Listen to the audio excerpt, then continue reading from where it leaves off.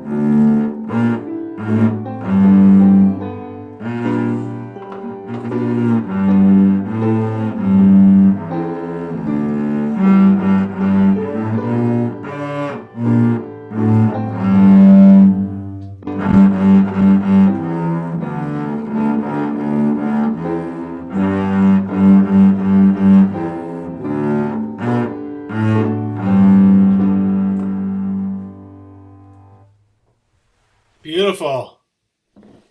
Yeah. Nice work, Colleen. How did you feel about it? Good. Good? Awesome. That's great. Anything that came up for you when you were playing that you maybe said, "Oh, I could have done that a little better." The first 4-1-G, I did all long lessons, so the 4-1 was stopped. Say again?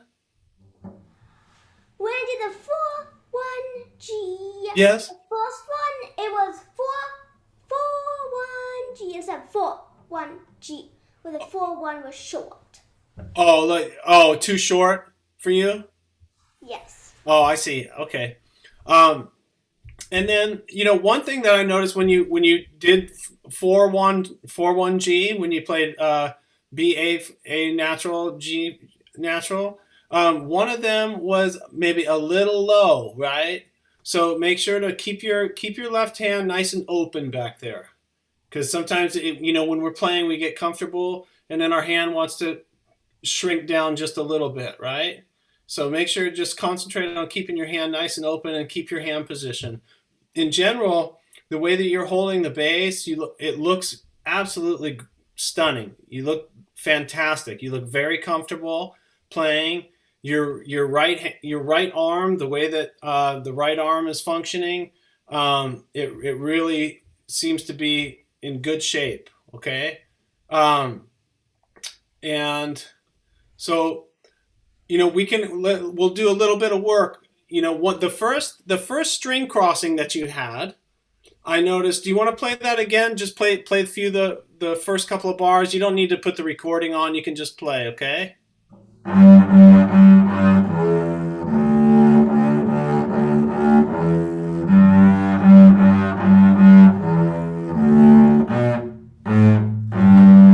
Okay, great. Nice work. Okay, so can you try that again and use a little bit slower bow, just a little bit slower bow and a little bit less bow, and see if you can get the hair to just grab the string just a little bit more.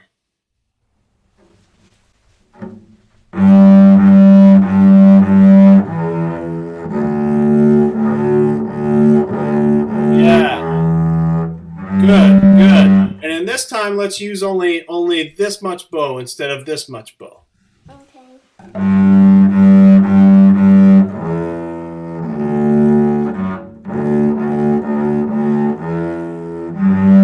Good, good. That's fantastic. Do you hear how you're getting more tone now, right? Yeah, the bow's not skating across the string so much. That's great, because the thing is, whenever we play the string, the faster we move the bow, the less chance sometimes the hair has to catch the string. Does that make sense? And so if you slow the bow down, use a little less bow, sometimes you get more for less, right? Everybody likes to get more for less. You pay $1, you get something nice. Pretty good, right? Okay. So, and then the other thing I wanted to talk about a little bit was when you go to the G string, right? When you go over, da da da da dee da da da da da dee da.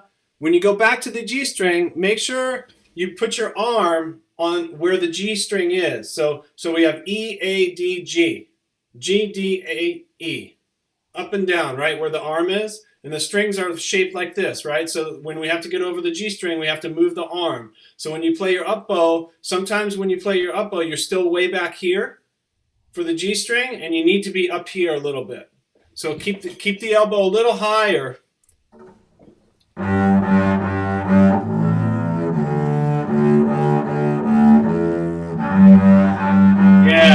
Yeah, so before you get to the G string, before you play that up bow, da da da da dee da da da da da dee. So at the end of this note, D, I want you right in the middle of the bow, before you play the G, I want you to lift that elbow and prepare the bow so that when you lift the elbow, the bow is gonna come, it's gonna come around and hit that G string right before it needs to be there. So then it's not late, right?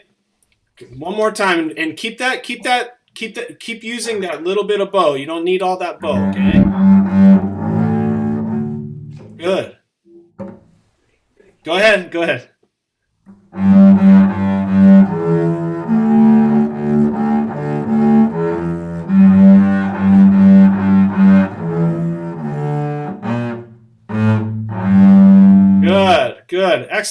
Excellent.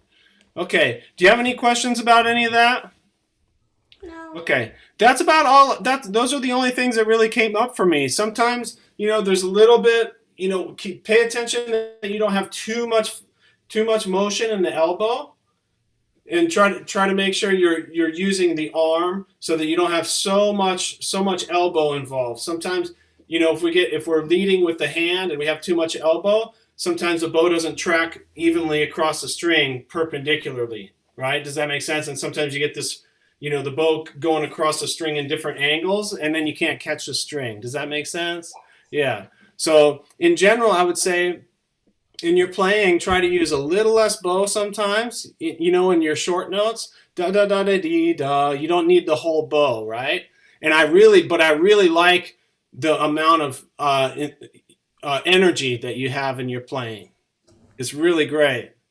And you can bring that energy, just bring that bow length back just a little bit. You don't have to use so much bow. You want to get more for less, right? Yes. Good. Awesome. Great job. Thanks. Thank you, Colleen.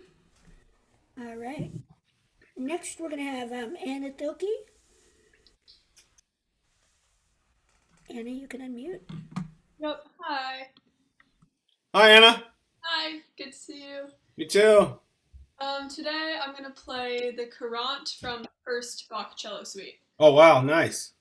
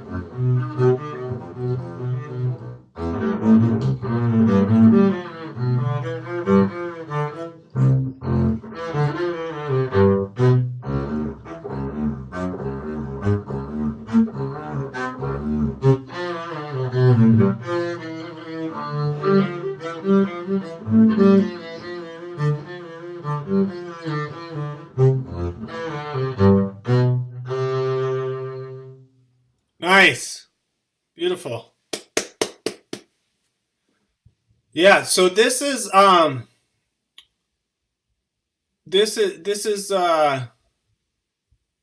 in yeah, so this is a different you're not playing the cello edition, right? No, what edition is this? Oh, Anna, do you know the edition or it's yeah. This is the Peters edition, transcribed by Samuel Sterling. Okay, okay. Great. Can you back up just a little bit? Mhm.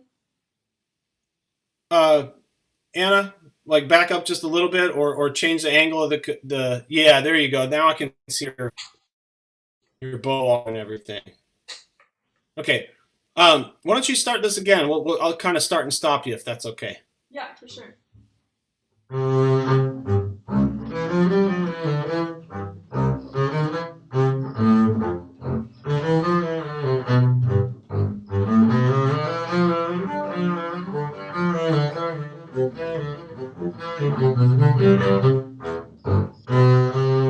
Okay, that's fantastic. Good. Okay, I'm going to work because everything is really, really great. First off, before I sort of get into my observations, um, do you want to run through this? And is there anything for you that is a cause for concern, or anything that what did you like and what did you not like about your presentation? I think as far as like where I am right now working on this piece, I think I probably should have taken it a little bit slower. Okay. Just to be able to pay more attention to like phrasing and dynamics and whatnot, which I feel like I didn't do maybe as well as I could have. Also, there's like some kind of awkward fingering parts where the bow is just kind of like skating over the string and not really getting like the tone I would like, I guess. Yeah, so I guess those would be some things that I noticed. Okay, a couple of skating issues. Yeah. And then some musical issues. Mm-hmm. Yeah, and I would say really musically, there aren't many issues per se, but you could do more, right? Yeah. As we all could. Okay. It's exponential, right? Like it's never ending. You can go. That's the beautiful thing about music. It never stops. You never make enough music in a piece, right? Like you can always take it further and further, right? Okay, so let's work on. I'm going to grab my bow a little bit, and I know that we kind of talked about this before, but I want to see if we can get a little further down the road on this, if you don't mind. So I'm going to grab my bow. I'll be right back. Okay.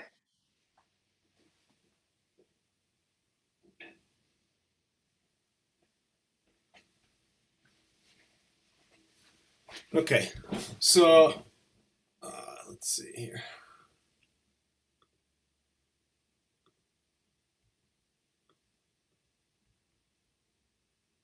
Okay, so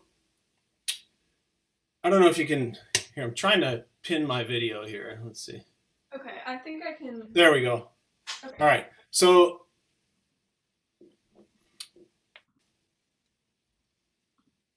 there's a little.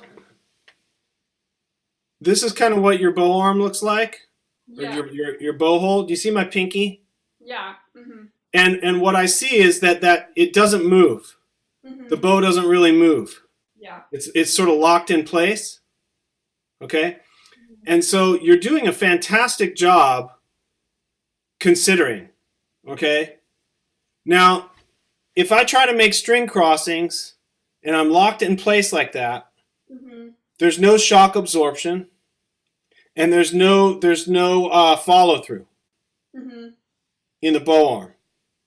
Right. So what needs to happen is you have to try to allow the bow some freedom of movement within the bow hold. Mm-hmm. Check this out.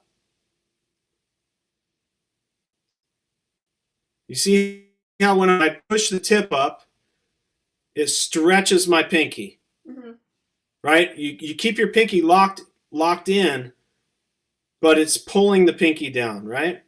If I pull the tip down, it stretches the first finger, or the first finger extends. Do you feel that? And it goes further in the hand.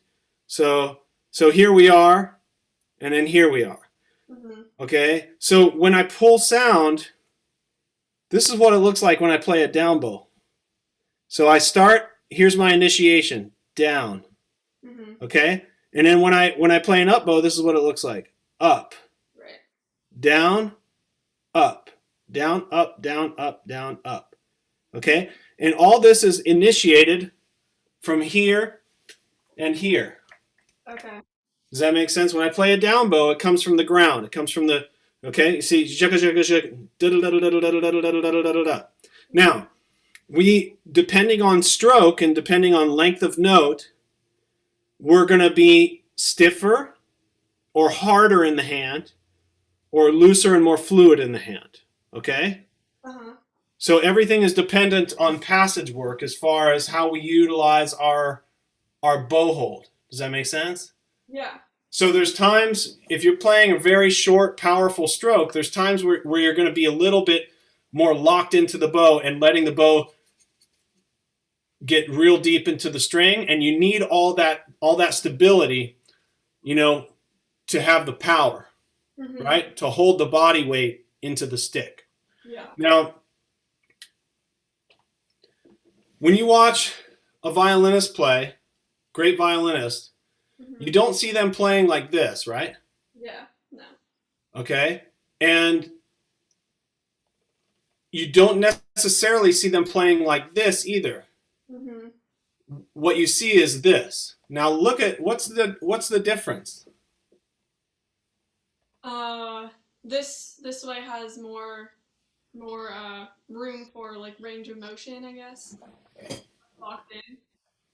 Yeah, and check this out. What's happening to my fingertips?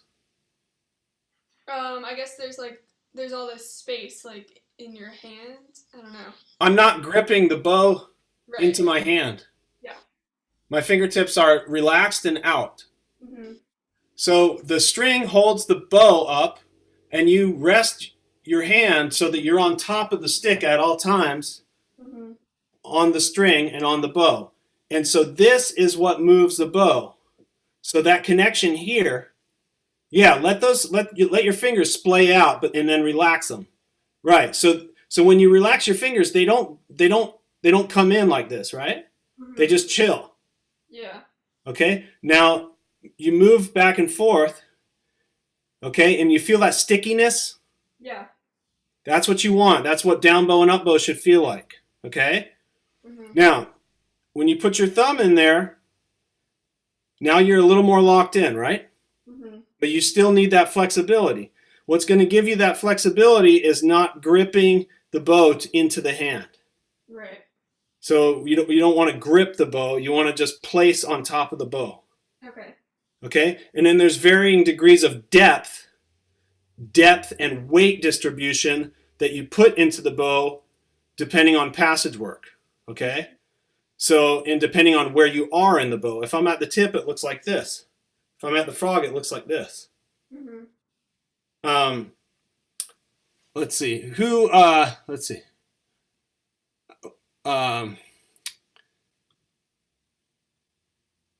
Who was it? I'm so sorry. Who? Colleen, right? Just played?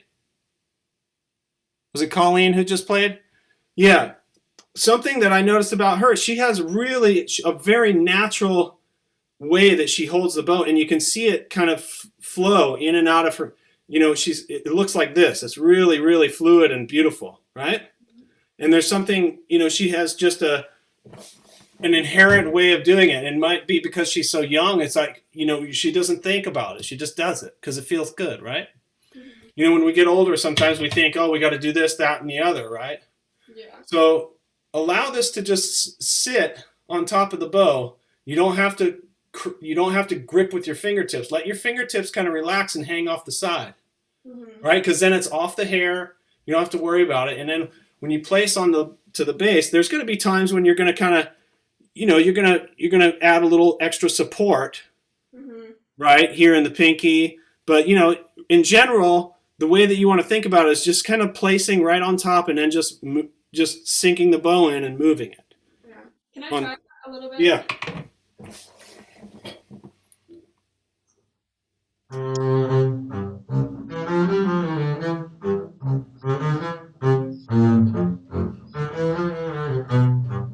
Good. Okay.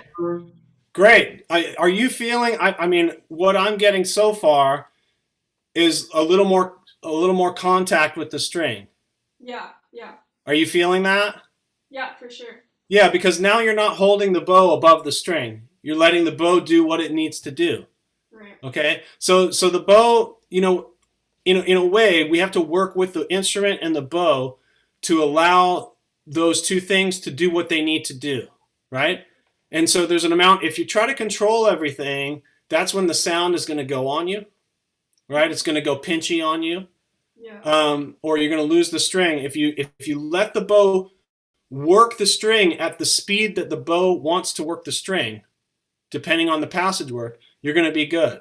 And there's a certain amount of manipulation that you need to do as far as placement and bow speed and weight. Does that make sense? But if all three of those things are in line, along with the freedom of the bow to move in the hand, you're allowing the hair to wrap around the string. You see that? Yeah. You see how it's wrapping around the string, right? It wraps around, right? You see, when you put weight in, there's a certain amount of circumference that the hair covers. Does that make sense? Yeah. Okay, so if you hold it above there, you don't have that so much. And the tendency is to then, if you're not getting the sound, push down on the string. Right. Right? If you just let the weight go in the string naturally and you're not pushing on it, the bow has freedom to vibrate as well. And you get feedback that goes through the stick into your fingers that lets you know what's happening with the string. Does that make sense? Yeah. So that is one thing that I would say that's going to address your contact with the string in this, right? The other factors are bow speed, right? If the bow speed's too fast, you're gonna skate, right? Yep. And if the bow speed is not fast enough, you're gonna stick, or the sound is gonna have too much weight without enough movement, right? And then as you move up and down the fingerboard with the left hand, you want to make sure that you're placing correctly between the fingerboard and the bridge as well. Right. Okay, which you're doing quite well, Okay, so let's play a little bit more here. And then if you have any questions, let's address those things. Okay, cool. So go ahead and start where you left off after the low G. Okay.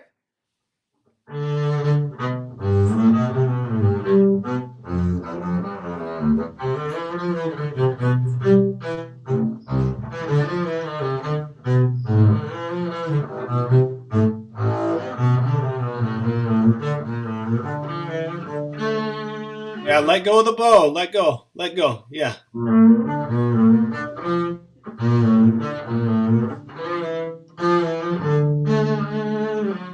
Right. Okay.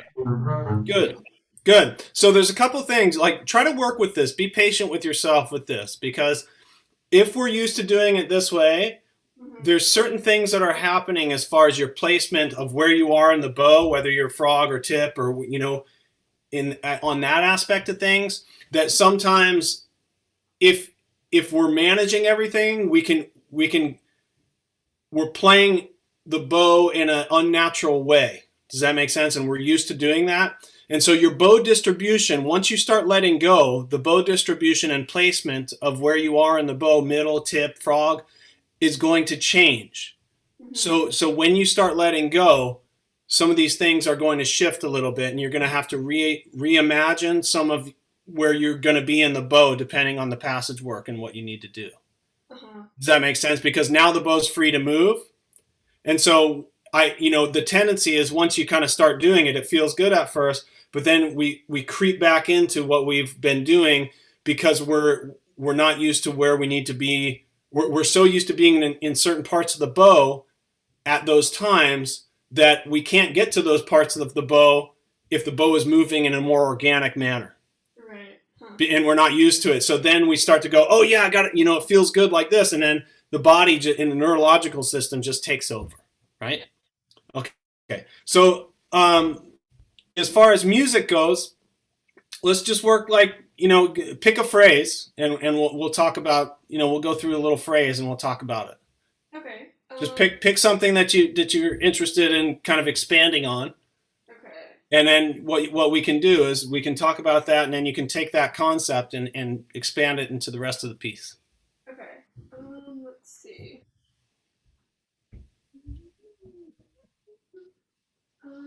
Let's do this one. Well, I guess I don't know.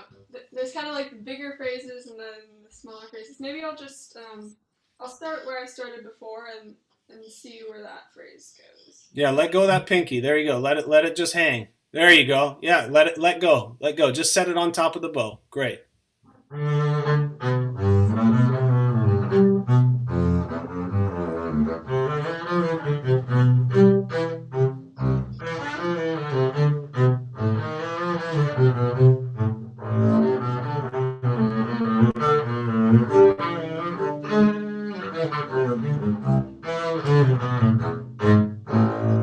Good. Okay. So sing that to me from where you started.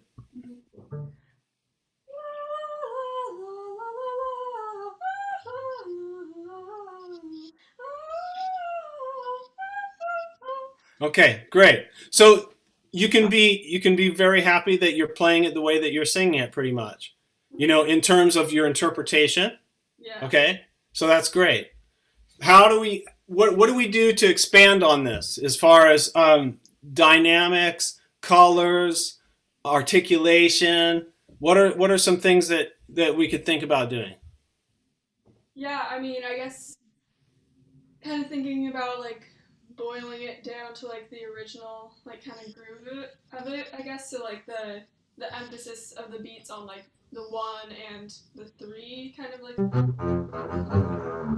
kind of. Okay.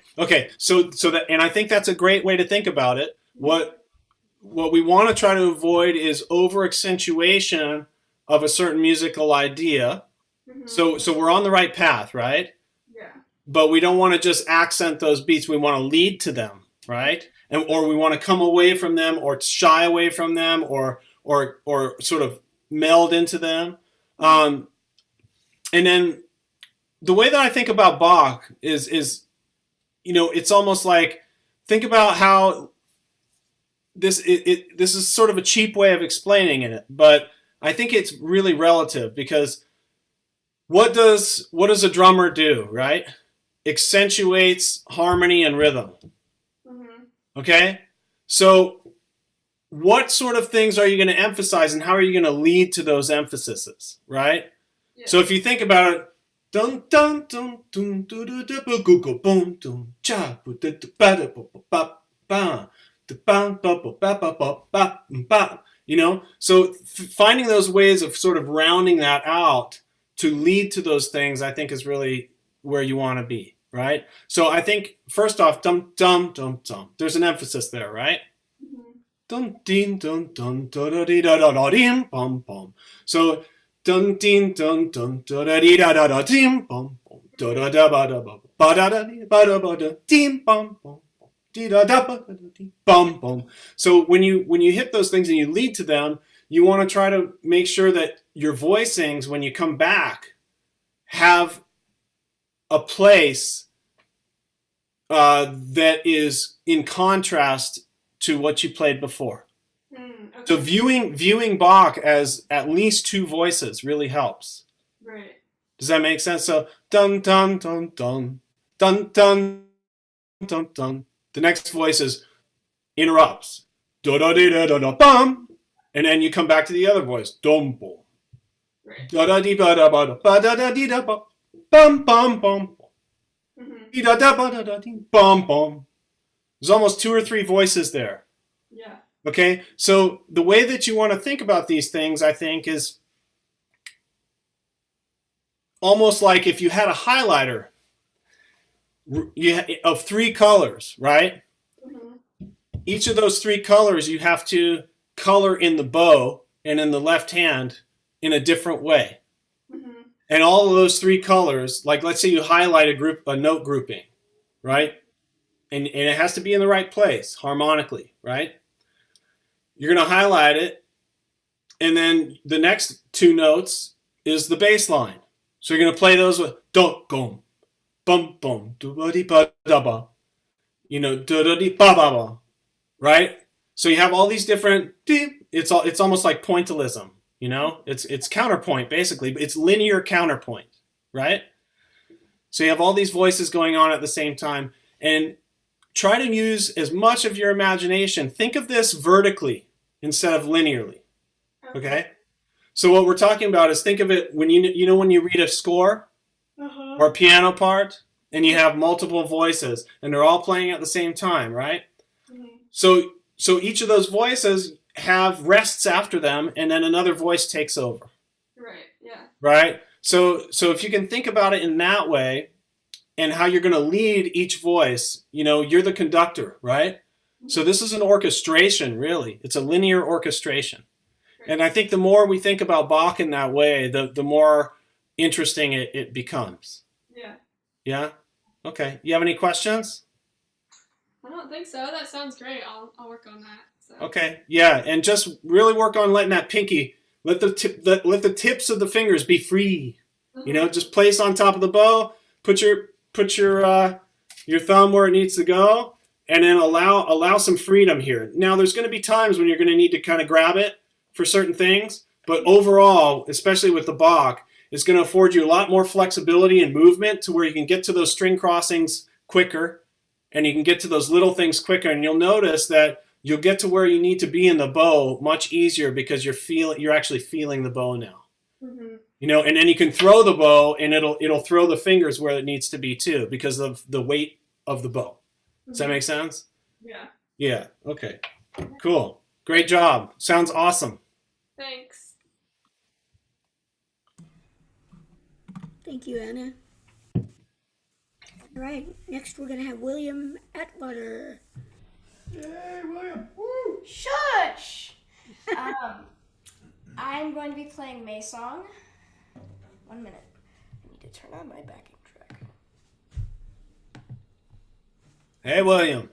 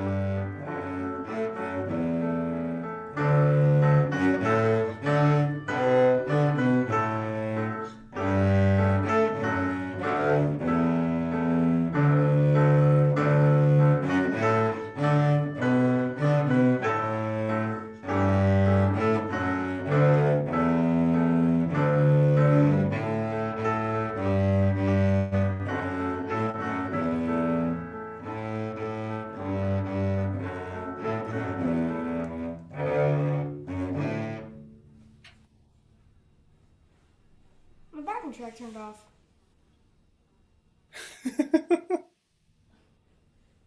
In the mid. What happened to your track? I don't know. It just turned off. Everything was going great. Now I gotta reload the site. Okay, let's try this again. Okay. That was annoying. Good recovery, William. Keep going.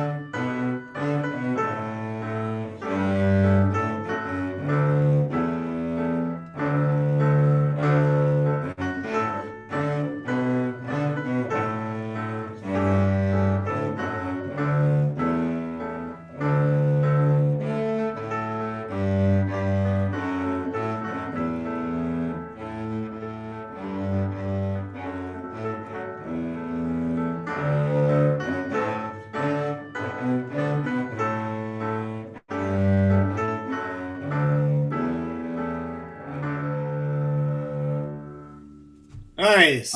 All right. Yeah. Thank you. Cool. Nice work. Thank you. Yeah. How long you been playing? It feels like, oh, I think it's like 2 years, 3 years. Okay. I don't know. Nice work. Nice work. Okay. So I really like where your sound is coming from in your body. It's really good. Do you know where it's coming from? Are you aware? Yes, my heart. Well, that's one that emotionally, yes. Where physically do you produce your sound? My arm and my hands. Okay, that's good. I see it coming from your back. I do have a straight back. Yeah, and that's really good because the bigger those bases get when you grow, the more the strings are thick. They're hard to move. So you got to use your whole body to play the bass. It takes a lot of weight to pull those strings properly. And I think what you have going on so far, your connection to the string, it's all back here. It's nice because there's not. You could stand to have a little bit more flow in your fingers, but as far as where you're producing sound, I see a lot of people and they look like this when they play, and their shoulders stuck, and they play with their elbow and just their elbow, and there's no sound that comes out of the top. There's no sound that comes out of the bass, right? So you're very well integrated, which I'm really happy about. It's really good. You're very well integrated into your back, into your body. Your connection to the string is coming from here, which is really good. Beyond that, let's talk about how you felt about your performance and where you feel you're at and what you liked and what you didn't like. Well, I think I could do a little bit better when I go into the fourth position. Not about the shift, but when I actually start like playing it. And Is it in what way? Let's be more specific. That's great. well, like sometimes I don't like get the note correctly, and my fingers are a little bit off. But Yeah, yeah, you shift too far or something, or not enough. Okay. Yeah. So we don't make the shift. Maybe intonation, right? The pitch. Okay. Anything else? not really. Yeah, I would say you're probably right on there. What did you like? I just mostly just playing the song. I really like May's song. You like the tune? Yeah. Okay. So you liked your involvement, right? Like you were engaged and focused. Yeah? Yeah. So you were inside the music, right? That's awesome. Okay. So let's take this again. I'm going to stop you a little bit, okay? Okay, with the back. You don't have to put the track on. You can just play.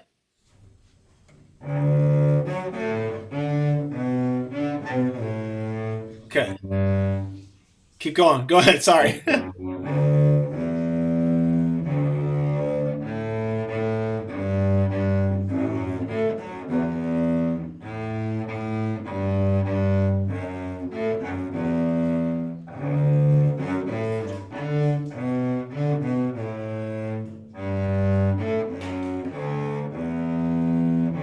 Good. Okay, let's stop there. Great.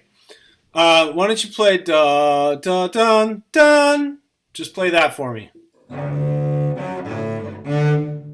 Okay, good. So play ba ba bum, and then hold on a second.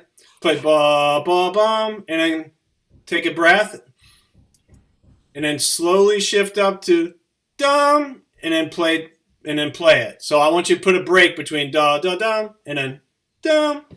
Okay.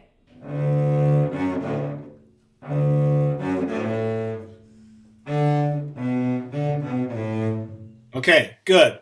So what does that tell you about the shift? Does it tell you anything?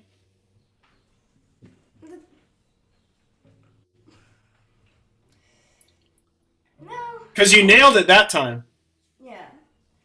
Well, because of me taking the breath, I actually got into the right area. Okay. It And it's because you had time, right? Yeah. Okay. So now what I want you to do is play it in tempo. Okay? Ba ba bum bum. Okay? And I want you after the A, ba ba bum bum, after the first finger, before you get up there, I want you to try to stay in tempo but shift as slow as you can.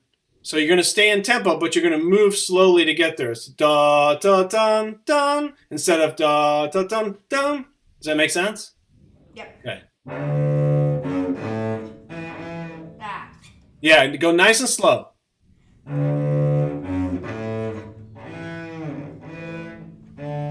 There, first finger, good. One more time. Nailing it. Okay, so what that tells me is that there's a little synapse here that says, "Oh, I got a big shift. Oh no." Okay, so shift nice and slow, and just work that a few times, right? In your practice, just shift slowly for those big shifts. And the more that the slower you shift, the more accurate you're going to be. Even if you're in tempo, you can shift slow in that tempo, right? Okay, so one of the things that gets us is when we're playing, let's say it's a slow tempo, and we shift really fast to get from here to here, right? Da ya dee da dee da dee, or whatever we're doing, right? If we shift out of the tempo, because if we're in a tempo, da ya, there's a natural way that you move da ya, okay, instead of da ya, right? You see how that's sort of an unnatural, I'm moving my body to give you a visual on that, right? Yeah. So always think about, am I shifting in the relaxed tempo of the piece, right?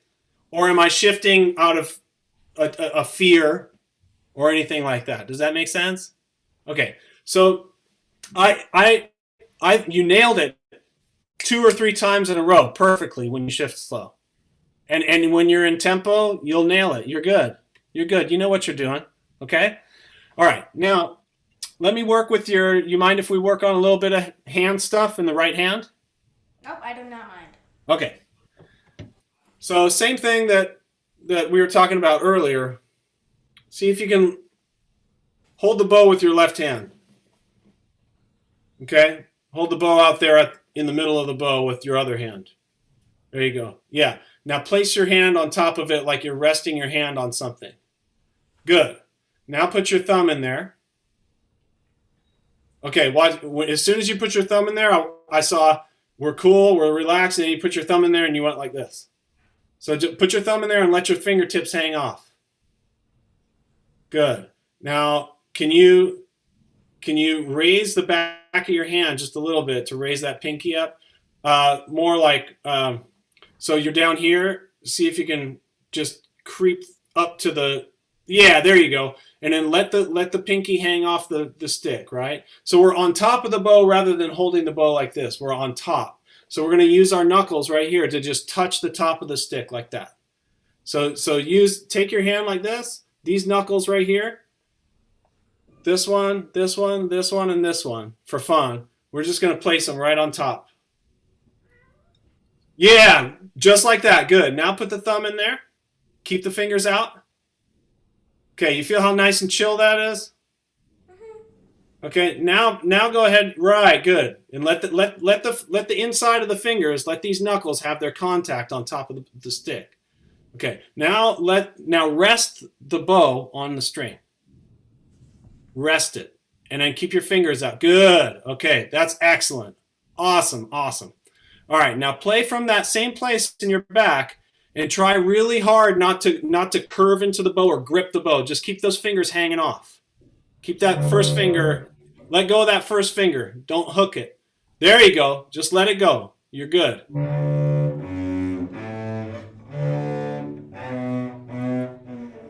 Keeps the bow slipping off my knuckles.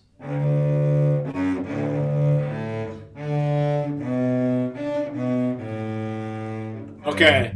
So, all right. It's going to be a little tough because we're on Zoom. So, I can't, kind of move you around a little bit. But the bow's going to slip if you're holding it like this, it's going to slip. But if you let this relax into the string and into the stick, the bow's not going to slip because the string is holding the bow up.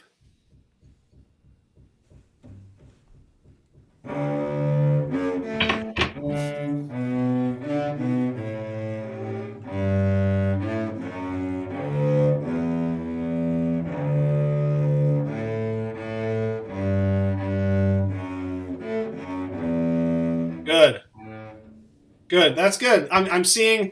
I like that. You have a little contact here, and you're sort of relaxed back here. See if you can just let this knuckle just kind of touch the back of the stick, so the bow has a little stability. Because sometimes if we're here and we're only here, the bow kind of flops in and out, and then we can lose the string. So we want to keep this somewhat stable back here.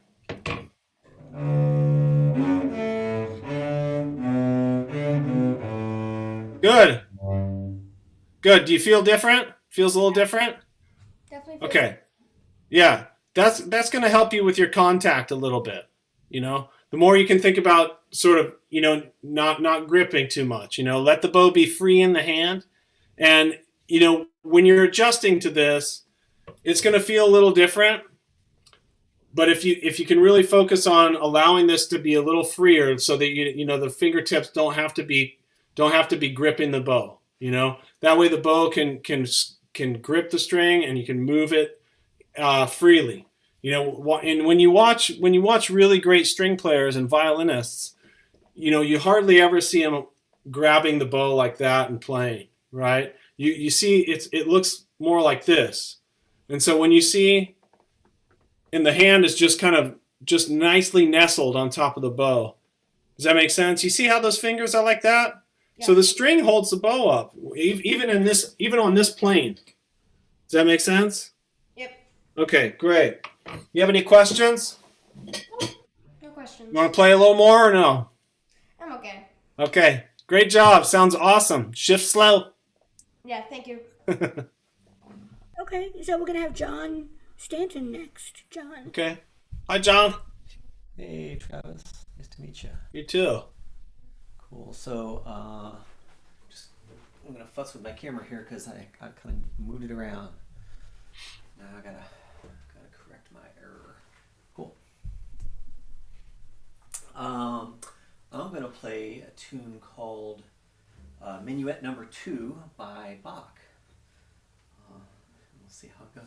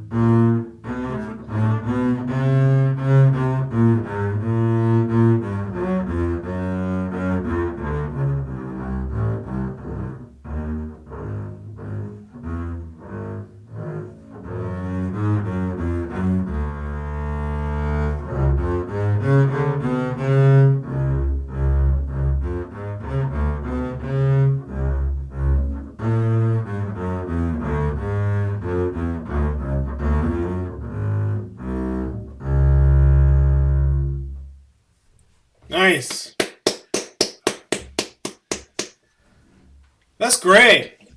I mean, it's really cool, everybody. Like, John, the angle of his hand and the way that he's using the bow is really natural. It's really great. I can tell, all your angles and where the sound is coming from, how the follow through is working. I mean, whatever, all you guys, like, what Anna's been doing with you guys, it's just great. So I really like that. It's just I can tell you're really feeling the string, the sound's coming from the right place. You're feeling, you're not reaching with the fingers to play with the right hand. It's just you get there and you let the weight go and you feel the string and you let the string just kind of decide when that bow releases and just timing that. It's just really beautiful. Great job. Yeah. It's hard to do. It's not the easiest thing to really intuitively understand, So, yeah, tell me what your experience was. You mean with this particular piece? Yeah, with your performance just now. Yeah. So, well, one of sheer terror was part of it. I guess for me, what if I had a goal for this piece? It would be that I would like it if people really could dance to it, and that they would understand that that's what the purpose of this was. And so that's been my struggle all along, is to make this feel like someone would want to get up and move around to it. And so that's, I don't think I've ever really kind of nailed that, but I hope I'm getting closer. Okay, great. So in that vein, we can talk about that a little bit. Okay. I know everyone is uncomfortable singing, but this is really important. So go ahead, sing this. Just start it out. Okay. Ba da da da da da da da da. Ba da da da da da da. Okay, that's great. Okay, now if you were to be as zany and silly and crazy as possible, how would you sing it? Go for it. Right.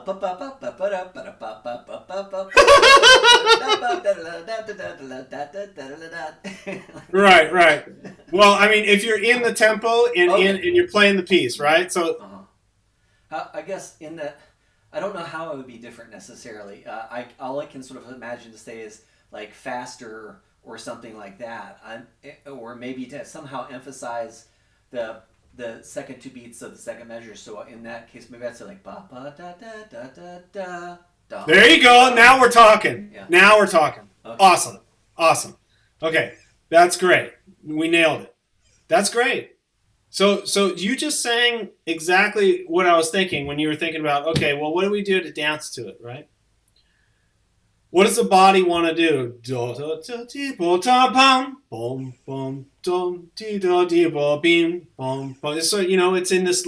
in this sort of long drawn out two, right?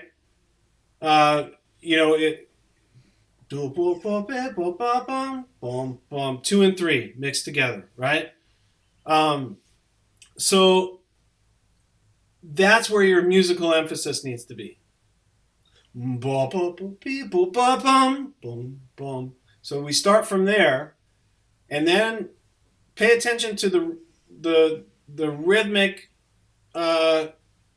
variations that go on in terms of where the harmonies are and what the implications are, so that and those are like big words, but they don't really mean anything. All it means is that your intuition is going to guide you musically through, if you start from the right place.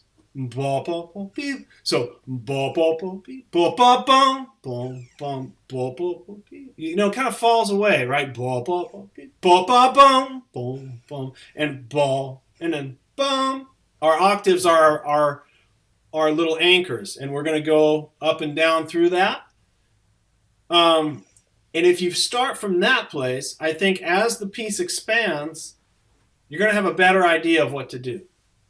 So go ahead and now we got our nerves out and everything. Go ahead and I mean, hey man, I'm the same way. So okay, So let's see. Just pick it up again and see where. Yeah. Start from the beginning and do what you sang. That was beautiful, right?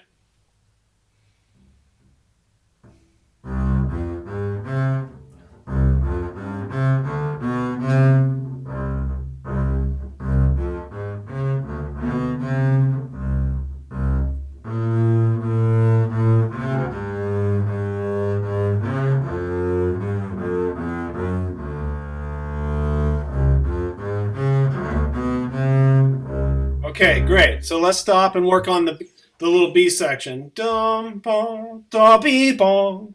So there's your little B section, right? Dum bom ba be bom bom ba be bom be ba ba ba. So what does that mean? Dum dum. You have a repeated note, right? Is it dum dum or is it dum dum? Or is it or is it dum dum da dee dum dum da dee dum? You could do it any way, right? But those repeated notes, whenever you have a repeated note in music, usually it's going somewhere, right? Usually it goes somewhere, or it comes away somewhere, or it goes, So think about it's whenever you have a repeated note, just think about it's a lead to where's this leading musically? Like it's almost a clue to say, okay, I need to do something. What do I want to do, right? So start from that B section, bum bum, and before you play, just come up with an imaginative way to say that. Okay. That's pretty imaginative.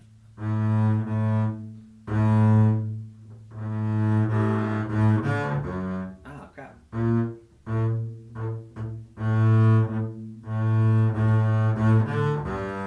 I'm not playing it right, Travis. I'm sorry. Oh, it's okay. No, hey, take your time.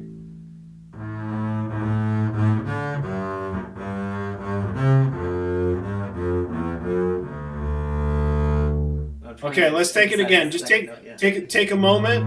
You have the music in front of you? Yeah. Okay, yeah, just take a moment and just kind of let it settle.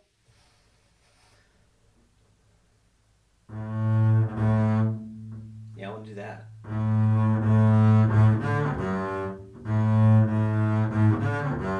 That's not it.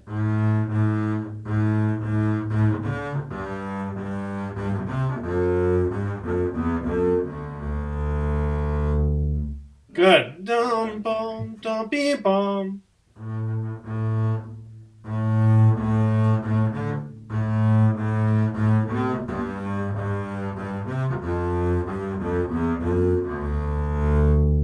Good. Yeah, that I was getting that. I was feeling you. Good. That's great. Okay, one more time.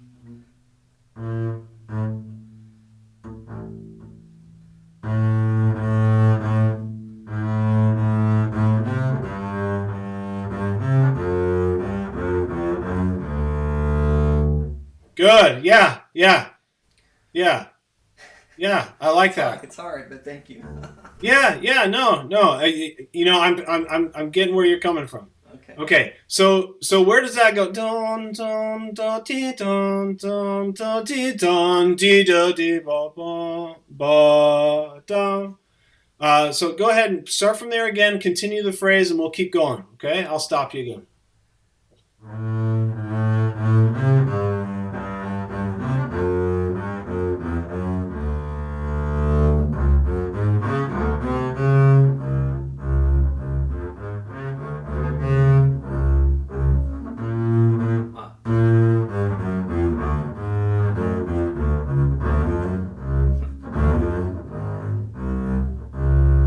Okay, good. So here's a technical thing. So we're kind of going on the music right now. Yes. That's great. I would continue and see how far you can take that as far as color and terracing your notes. So the more bow you use, generally the louder it's going to be depending on your placement.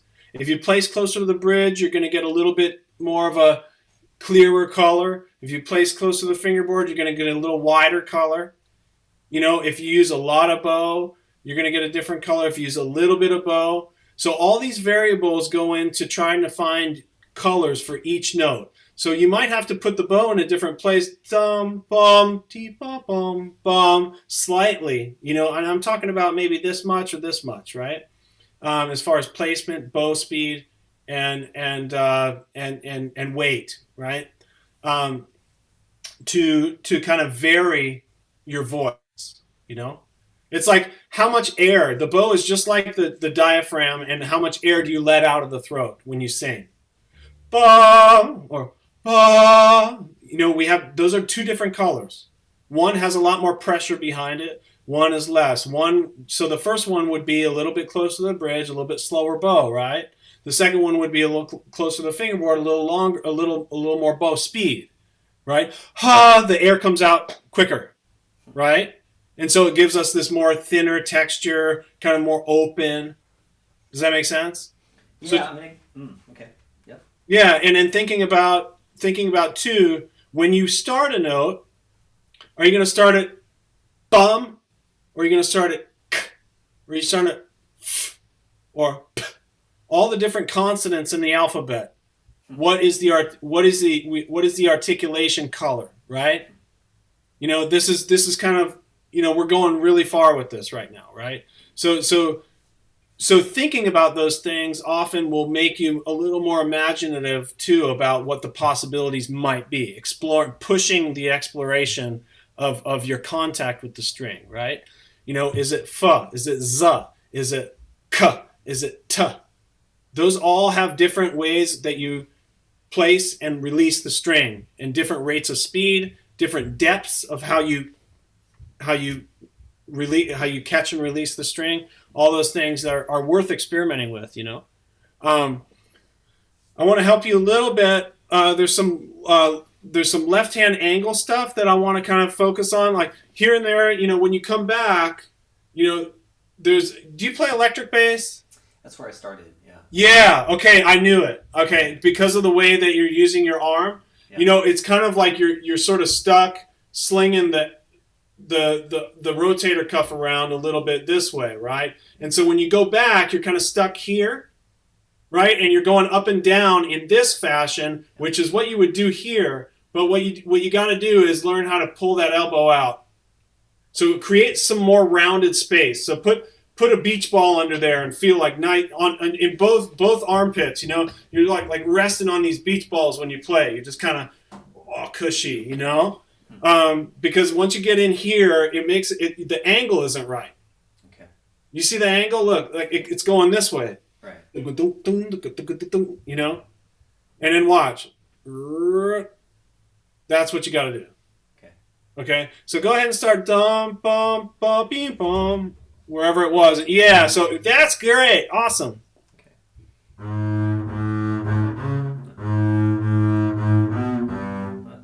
So when you go across to the G string, da da da dee, don't move, don't go back, right? Stay right the da dee. Hold the hand accountable. Good.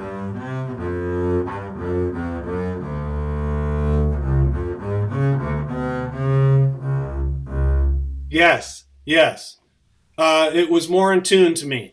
Okay. Because it's putting the hand in the right position, right? So the more that you can maintain that position up and down, so that you're not here and then here and then here, the intonation is going to be more consistent because you're utilizing your hand position at all times. So what we want to try to do is keep this hand position here and not let it go this way. And then this way, and then, you know what I mean? To where the angles are constantly shifting, so try to keep this finger perpendicular to the fingerboard at all times. And that's what'll help you to adjust your elbow in the right place so that when you go up and down, you're in a good spot. Now, when you get to the bout of the bass, it's going to change a little bit and you're going to be shaped a little more like that, because the bout and because you're on your way up. And that angle changes slightly there, but like up to here, let's say like F natural. Once you get into F sharp, it starts to change a little bit. You kind of have to pull this out a little bit, and you're going to be pointing just slightly down, right? But up to there, you're gonna want everything pretty consistent. Yeah, great. Okay, yeah, okay. That was pretty much it. Cool. Okay, I got a awesome. couple questions for you, if that's okay. Yeah, please. Okay, so my sorry if these are stupid in elementary, but No, never. okay, so I'm still struggling with how much tension to put on the hair of my bow, and so like if I'm Talking about screwing it. yeah, and so like if you can see that, like right now I can press the hair to the stick with a I don't know, not a lot of pressure, and I'm just wondering like, do you have any advice for me about that? Yeah. When put the bow to the string in the middle of the bow. Okay. Right. Now, relax your right arm. Okay. Now, I want you to rotate the shoulder out and torque your body weight from your hip into the bow. Are you bottoming out? Yes. Okay. You want to get it to where you're just about to bottom out, but not bottoming out. Oh, so you mean bottom out in terms of like the string hitting the stick? The hair hitting the stick. The stick Yeah, hitting sorry, the hair. Yep. Right. Yeah, so I'm not quite bottoming out there. Okay. Yeah. Okay. Cool. So that thank you. I appreciate that. I mean, that's a work in progress for me. Yeah, because and different people have different. It's a feel thing, right? Some people. A colleague of mine, who's an awesome player, he plays with a super tight bow. The hair is so tight on the bow, and the stick has hardly any sort of flex to it. But that's how he likes the feel of that. For me, I like a little more flex.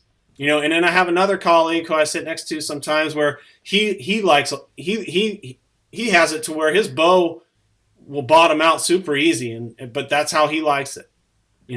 And so it just depends on, it's a feel thing. But in general, for me, I like it to where it's, if I put my maximum amount of weight in it, I don't want the stick hitting the hair because it's going to sound like Coleño a little bit, right? Huh. Because the hair is good. The stick will mash through the hair. Right. If you're putting the weight in there. But really, you shouldn't be pressing weight into the bow anyway. You know what I mean? You shouldn't be pressing down. There's a certain amount of torque that needs to happen, but if it happens without the proper lift and motion, you pinch the sound.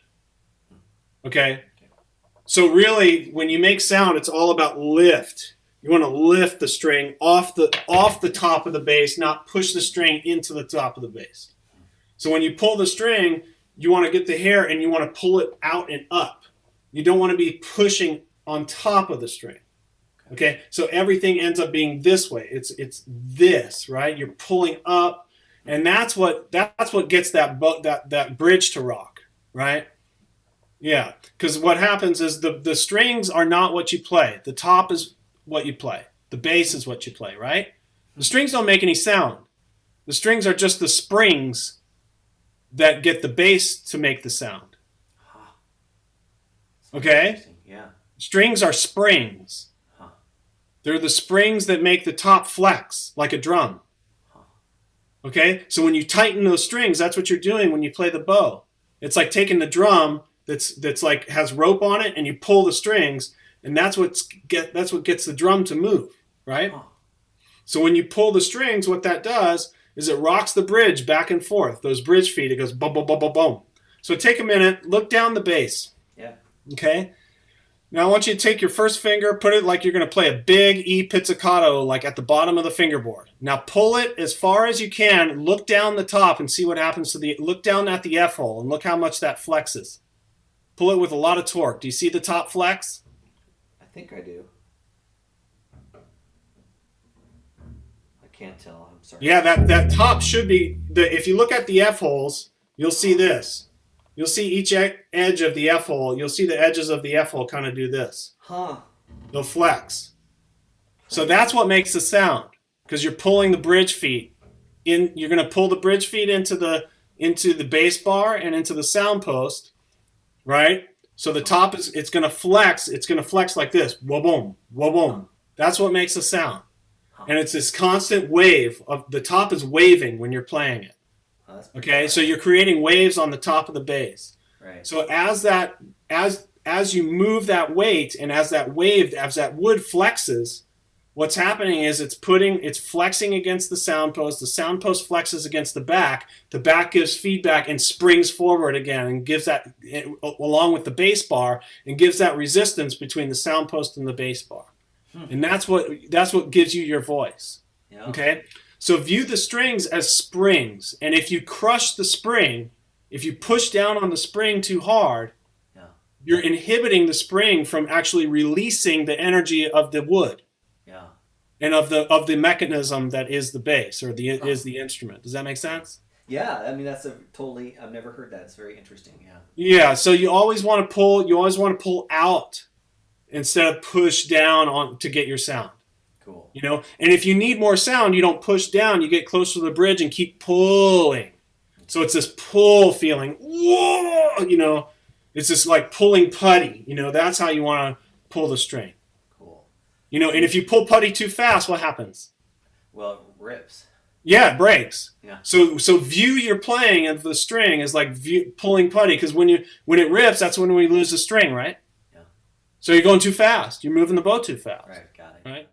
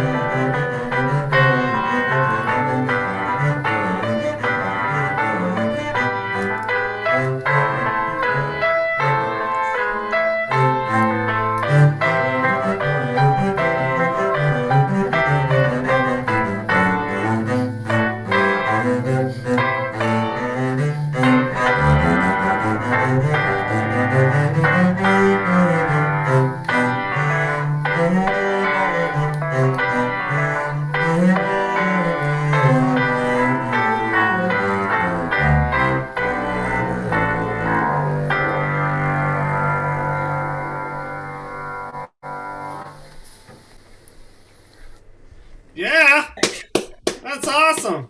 Thank you. Right on. A little. I love me some Marcello. Yes. That's great. Cool. All right. So give me a little rundown. How'd it go? How you feel? Well, I missed a spot. That's all right. Not intentional. So that was a little. Of course. That was fun. I think it went pretty well. I think it's harder for me I'm so used to practicing this like without a backing. So like now I have to like, there's a few parts that I would, and I don't know if it's just the way I've been like, if I haven't been playing it in tempo, but there's a few parts where I have to like adjust the way I normally play it. Yeah. I mean, But right. Well, when you practice, are you practicing with a metronome usually? yeah, but I probably wasn't super good about it, and I think that may have showed in kind of my tendencies. I think it's Okay. mostly rushing the 8th or 16th notes that I'm seeing. Yeah. Well, you know what?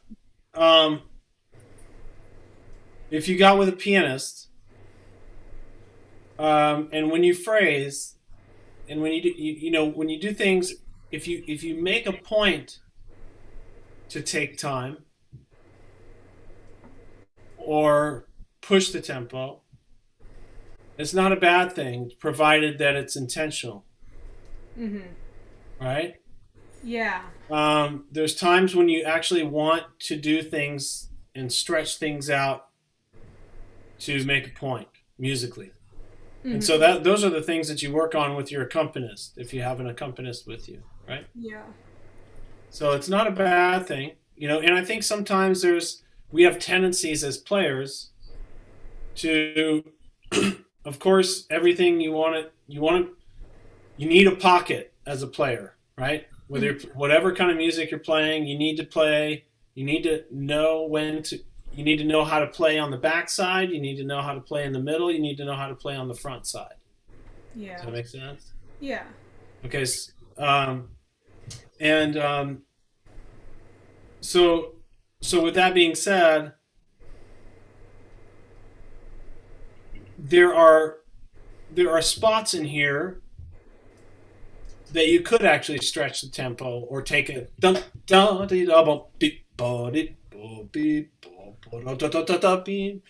cool thing about sometimes what I'll do is I'll set the metronome up on really big beats,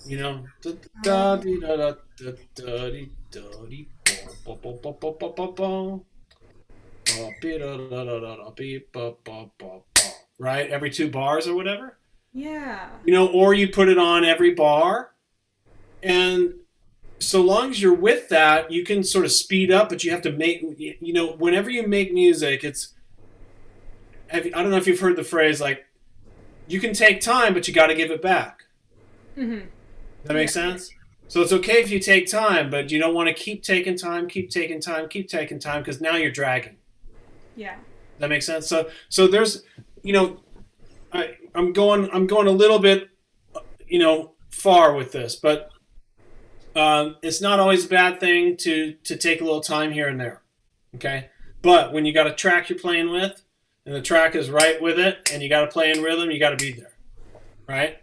Okay. Yeah. So and if you're not used to doing that, you're focused on what you're doing, and if that track is like not loud enough, you're not hearing it. You're focused on what you're doing. So don't be too hard on yourself on that, because it looks like you're playing from a phone or a little computer or something. Yeah, it's my phone. Yeah. So you're not going to hear every nuance of what's going on in the part. Yeah. Yeah. Especially when you're playing out. Okay. So a little spot, big deal. You're trying to catch up with the phone, right? Yeah. Anything else?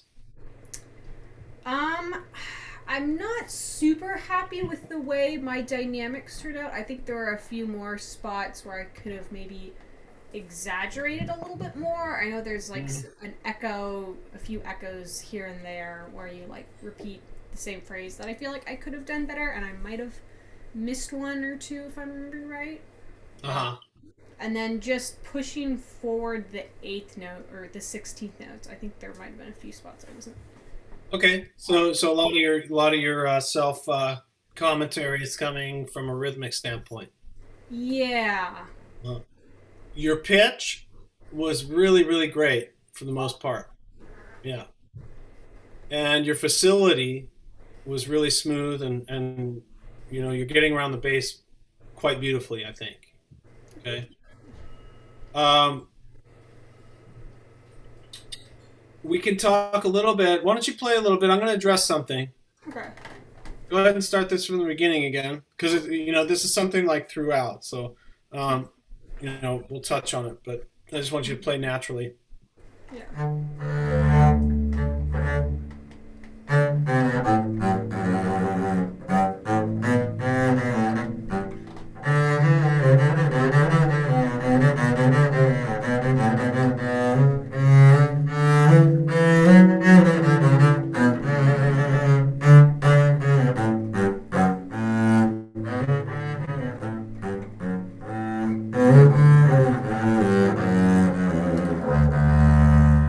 Keep going.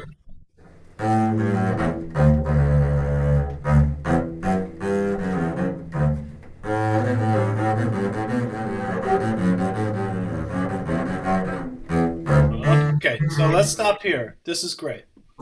So in general, you're getting around great.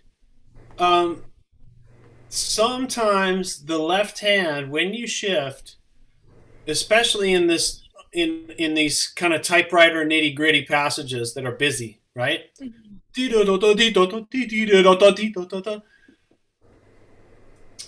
The left hand has to move much harder. Yeah. So in general, the left hand's moving and it's great, and you have this smooth facility, which is really, really great. There's times when you need to really jam the shift around and hit it hard in the left hand. Okay. So see if you just slow the tempo down and see if you can really, really shift hard when you need to right there, right in that big passage there that goes down the D string. Try that again and go a little slower and see if you can really articulate your shifts in the left hand. Almost like how you would with the right hand when you have a sforzando or something. Shift like sforzando-y. Okay.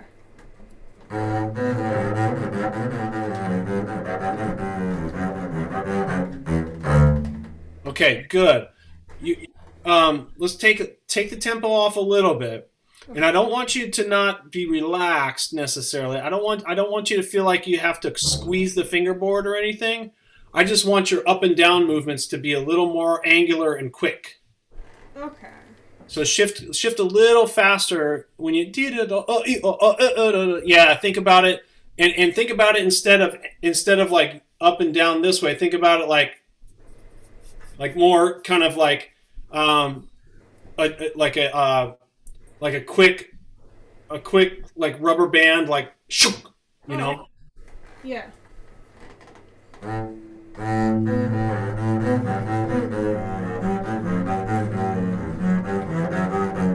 Okay, good. Now,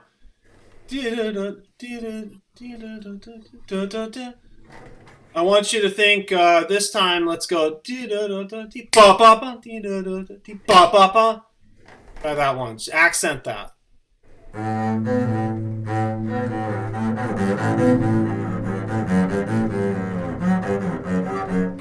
Okay, so that's an easy fix, right? So now that you're accenting it, so now let's go to try to, every time you have a shift before the shift, you know, at the note after the shift, take that and try to accent the note after the shift. Play it as slow as you need to try to facilitate that. So every time you have a shift, accent the note after the shift. Okay. So that would be the G, right? So you want to accent the dee-da-bum. Oh, okay. Right. Kind of.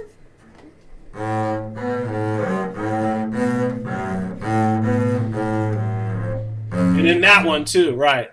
Okay.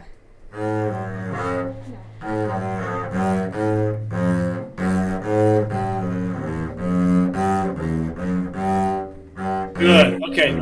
Okay. So do you see what that's doing? When you're accenting it, you have to really nail it in the left hand. When you go a little slower and you accent it in the right hand, it's forcing the left hand to be there. Yeah. Okay, so I'm not saying you need to do this from a musical standpoint in your presentation. Mm-hmm. What I'm doing is trying to, facilitate an understanding of how you're moving on the fingerboard. So do you feel how every time you have a shift, you have to be a little more accented in the left hand to get there on time? Because the first time through all these noodly passages, it was coming across a little bit like, kind of because I could hear the shifts, right? Uh-huh. And so then it's not as clear and as crispy and as musical as it could be, you know? Mm-hmm. And so let's take this passage again and play a little slower and see if you can really clean up those shifts. And, it's I don't want you to lose your fluidity, because there are spots in here where you want to be nice and fluid, right? Mm-hmm. But in terms of getting around and making sure these notes are popping out, there are times when you actually want to shift a little harder like that. Okay?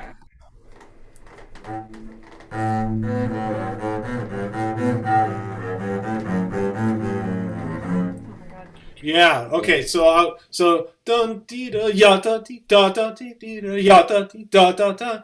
That's kind of where you need to be. Does that make sense? I think Ya da da da da dee da ya da da. And also, if you do that, it's going to help out musically too, because musically, the shifts are in the right place from a voicing standpoint as well. Dun dee da ya da da da da dee ya da dee da da da. Those are the important spots too, musically and phrase-wise, where you're going. Does that make sense? Yeah, I think so. Like where you're gonna lead. Dum dee da ya da da da da dee da da da da. You know what I mean? Okay. Yeah, I mean, I'm a little confused with the whole like emphasizing the one after the shift, because there's a few notes where you like shift and then shift.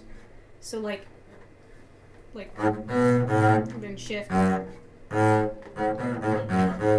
So like there's two shifts. Well, it's because I'm noticing that it's only your shifts back that are schmeary. Oh, okay. Yeah. Yeah. There you go. Right. Because the shifts up generally, in playing, the shifts up are generally easier to kind of, because you have gravity on your side. Yeah. You know, as players, right? So it's just getting that kind of that little chop back that's going to help clean that up a little bit. Okay. You want to try it one more time? Sure. Just go nice and slow and get that shift quick so that you can nail it.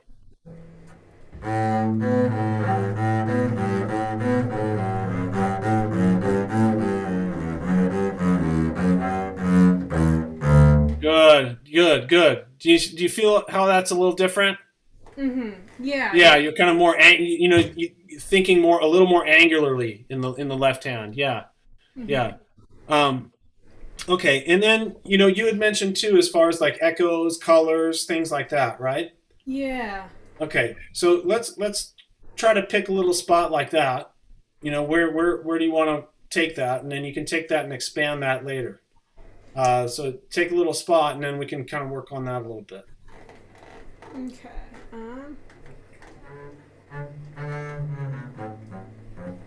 Okay, I think.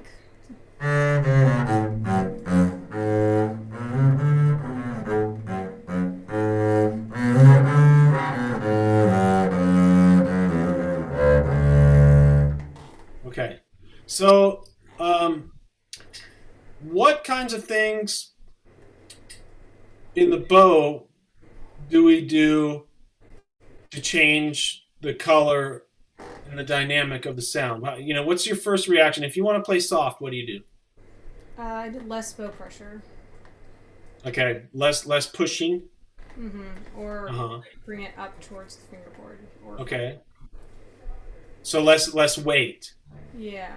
Yeah. I like to use the word weight because pressure means that you're pushing down on the string. Does that make sense? It's a terminology thing that I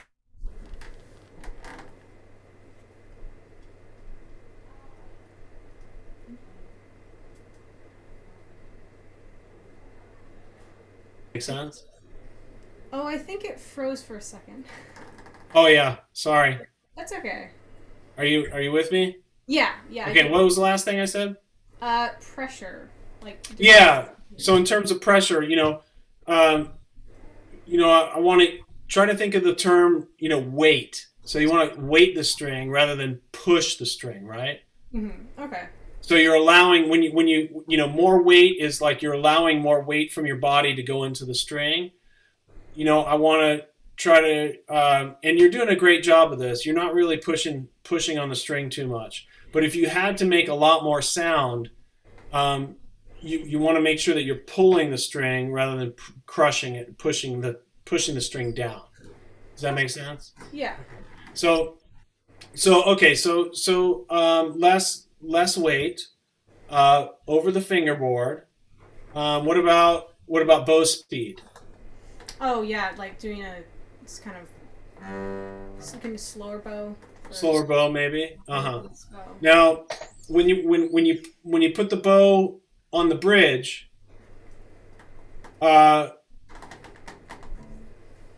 Can you move the bow as fast? No, because it. Right. There's more because you're playing on a lot more resistance, right? Yeah. Okay. So when you're playing these echoes, experiment, play this one more time and just give yourself maybe 10 seconds to look at the page and think about the notes and think about which notes need to be played on a little more resistance and which notes need to be played on a little less resistance with less bow speed or, placement over the fingerboard, that kind of thing, to achieve what you want voice-wise in the music.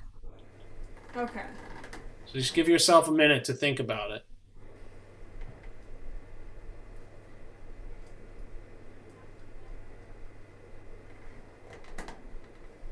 Okay. Okay.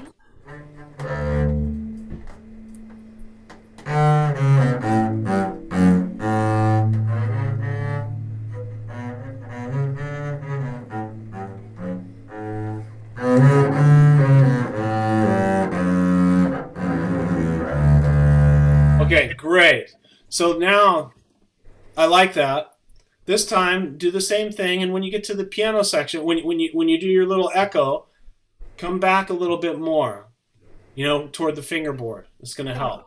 And I like where you're playing right on the edge of the resistance threshold.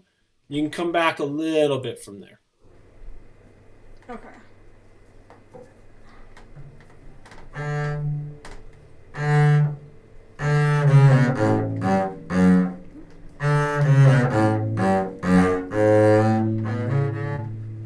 So there you need to come up quick. Oh, come up. Oh, yeah. Yeah, come up toward the fingerboard. There you go.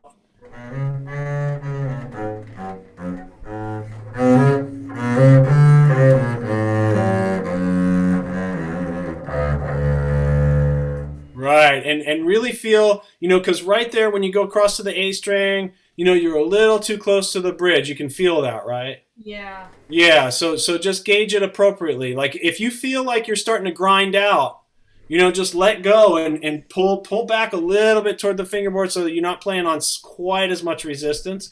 Or you got to really slow the bow down and be very careful with that string crossing. Does that make sense? So kind of preparing it and just really being careful with that roll. Yeah. Okay. So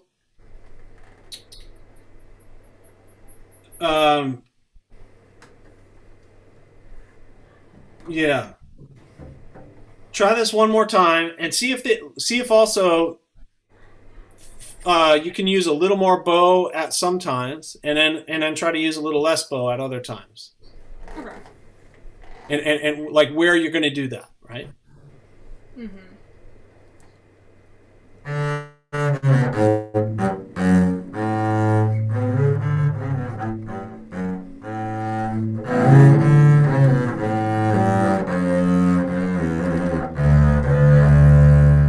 Okay, yeah, that string crossing is still kind of, try to get close to the fingerboard for that A string, right, when you go over.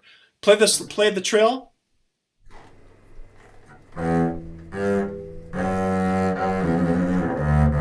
There you go, you got it. That's great.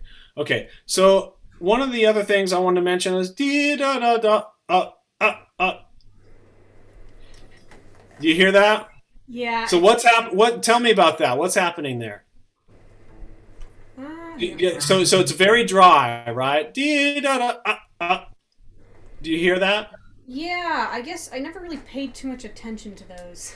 Right. So really, how would you sing it?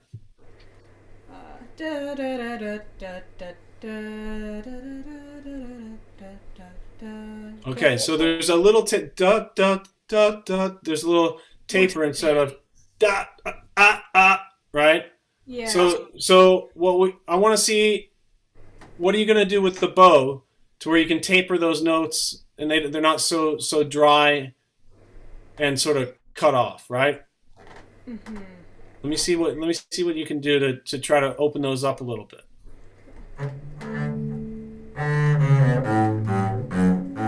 There you go. Great, great. That's all. Just some awareness, right?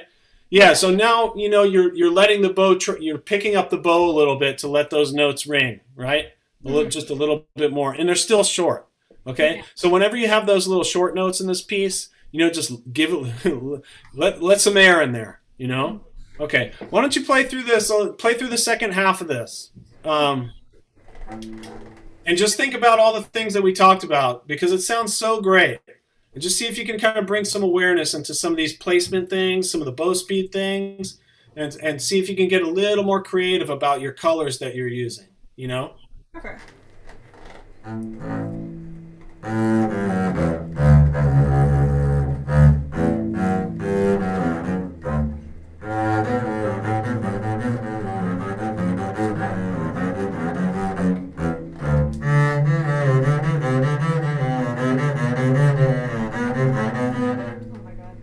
It's okay. You're great.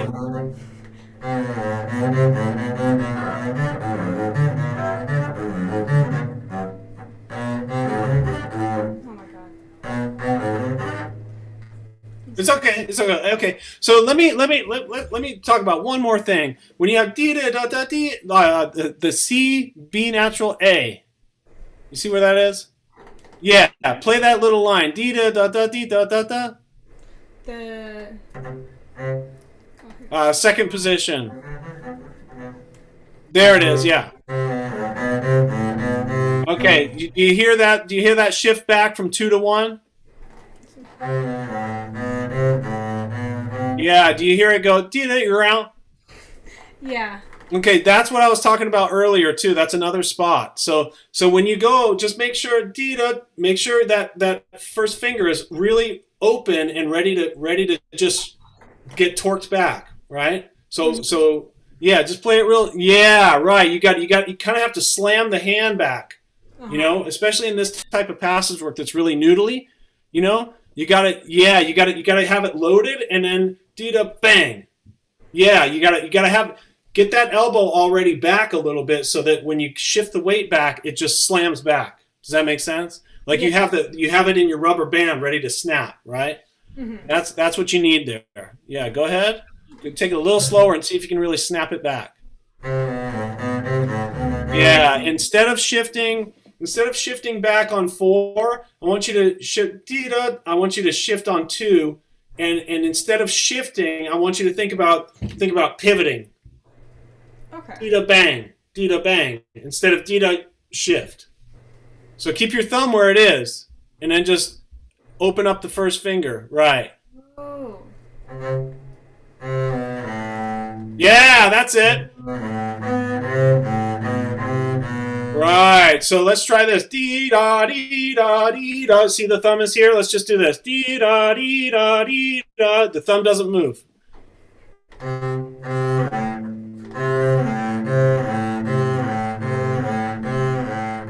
That's it. Good. Okay. So the question earlier was about some of the Roboth stuff, and this is one place where it kind of helps, because then you're pivoting, and then you can get that weight back, bang, and get it there, and not have to dee da dee da dee, have to do this and then slide around, right? Mm-hmm. Yeah. You just open up the hand and pivot. Boom. You're there. Good. Okay. Great. And so this in terms of our shifting and getting around, those hard shifts that I'm talking about. A lot of it has to do with this sort of torquing of the weight. You know what I mean? Mm-hmm. Yeah, back and forth, right?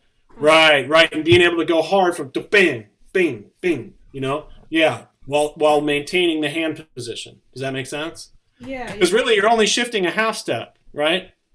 Mm-hmm. Yeah. So you're really only going from B flat to A. So it's just like boom, from 4. It's just it's all right there. You don't have to move too far, right? Yeah, there you go. Great. Awesome job. It sounds so good. Thank you. Yeah, great work on that Marcello. It's awesome. All right. All right. Thank you, Elise. Yeah, thank you. Yeah. All right, so we've got Zach and Will, and I think what I'm going to do is give you like a 20-minute heads up, Travis. Okay. So we fit everyone in before 6. So... how many do we have? 2 more? 2 more, yes. Okay. Yeah. All right, great. Hi, Zach. Hello. All right. Cool. So I'm gonna play Trilling Waltz.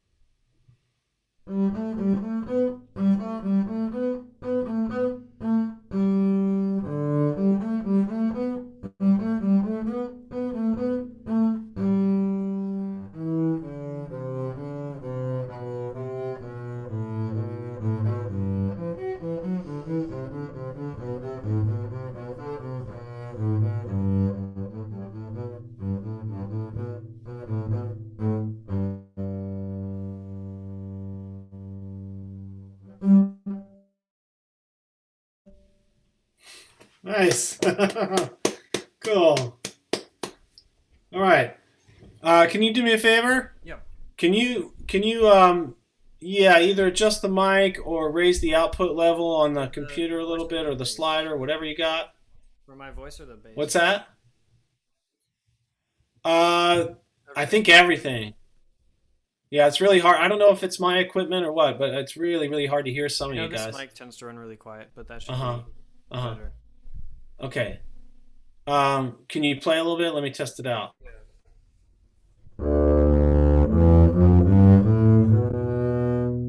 Okay, that's a little better. I think the mic is picking some of it up. It's a little distorted now, but it's still quite quiet. But I think it's okay. Okay. So how did it go? It went pretty well. I tend to, on the kind of in that B section, I tend to hold out that last note for a little bit too long. I think it's only supposed to be 2 beats. Okay. And I think my piano could have been a little bit quieter in places. Okay. Anything else? Um, What's the good stuff? Based off of my rosin lines, that my bow is a little bit too high for some of it, but that's a tendency of mine. Okay. What did you like about it? I liked the speed I took it at. I know a waltz is supposed to be a very specific tempo. I think that was right, but I might have rushed it in being nervous. But I thought it was right on. The faster part that goes like that part where it walks down, I think I did that one pretty well. Sometimes my intonation struggles during that, but I think it was pretty good. Yeah, and that's great, awesome. So, in terms of intonation, how are you thinking about it?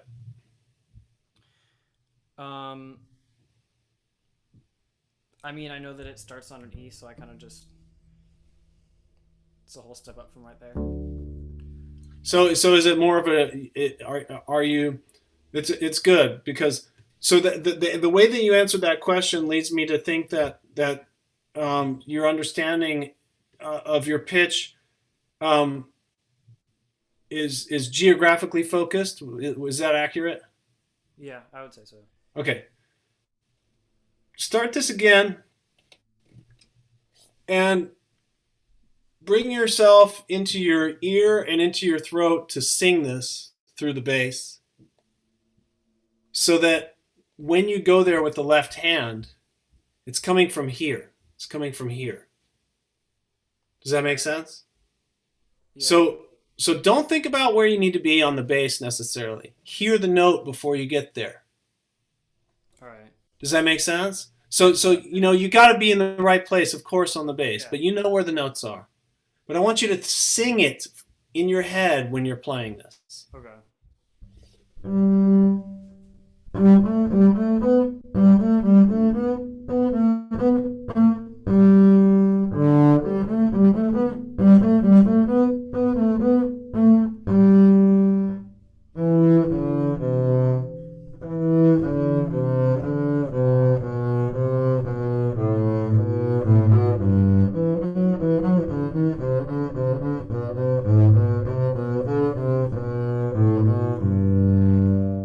Yeah.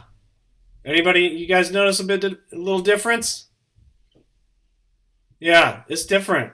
It's different. So it's a way to be fully integrated into what you're doing. Does that make sense? Mm-hmm. I think it's really easy because we always want to be right, and we want to be correct, and we want to do things the right way, right? Mm-hmm. And you can be so focused on that you're not singing anymore.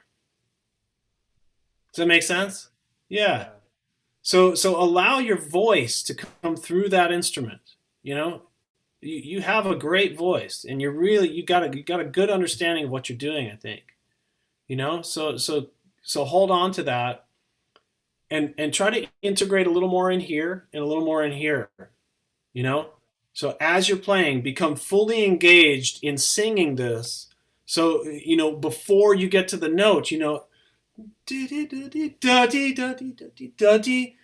that you're, because you're not reading this. Like if you're reading it, that's another story. You're kind of typing it out, to get to know it, right? But you know this already, right?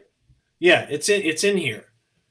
So practice getting it from here out in this way a little more than in this way. Does that make sense? Yeah.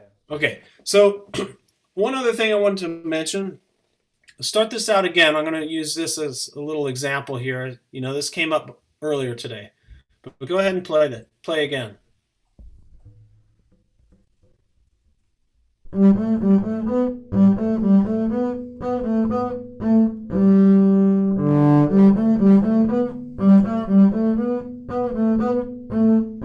Good. Okay. So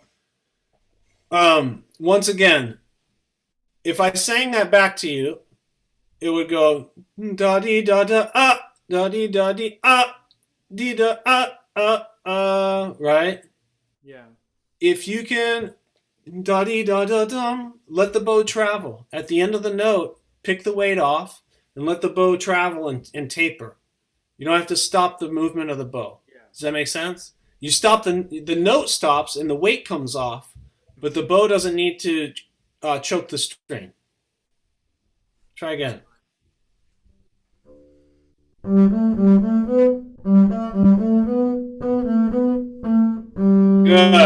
Now I want you to do this. Da dee da da dum. Just one time. Just pick it up. Da dee da, and keep your left hand down. Okay. Now play it. Now start it up and do it again. Start it up. Now start it. Now start it up. Oh. Da dee da da dum. Okay, so now play this again and do that and connect those two things.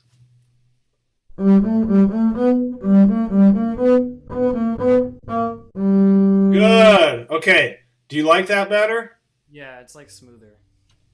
Yeah, and you have more resonance, right? You're not choking the string. So every time you have a little note that ends the phrase, let it ring a little bit, okay? And you can stop it with the left hand. You can just like loosen the pressure a little bit, and that'll stop the sound, okay? You don't need to choke it with the bow. Now there's times when you might want to do that, but this, it depends on the passage work, right? But this isn't one of those times, in my opinion. Okay, so let's keep moving with this. There might be some other things that are related to this that let's kind of run from here. Okay, to play the next phrase.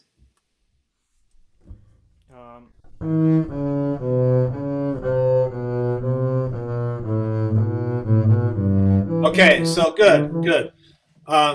Dee da da dee da da. See if you can free this up back here just a little bit more. So use your back and just enjoy moving the bow with from your hips. Enjoy moving the bow here.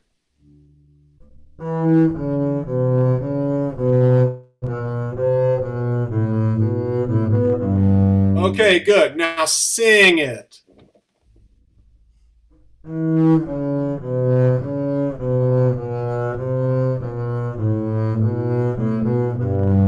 Okay, good. Now let's pick up the tempo just slightly. It was a little.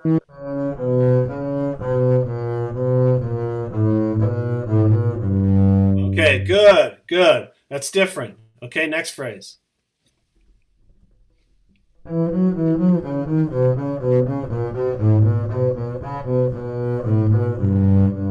Okay, good. So now what I want you to do is see if you can, I think all your sound, the way that you're using the bow is excellent. It's all coming from the back. It's great. I'm not seeing lock up here in this, which is great. But let the bow travel, try to straighten your arm out just a little bit from where it is. Because right now you're here, and let's see if we can get you a little bit more, a little more squared up. Good. And try to feel like square, instead of feeling kind of more this way, try to feel more like, football playery. So where, you're kind of a little stronger here, a little more solid all around, right?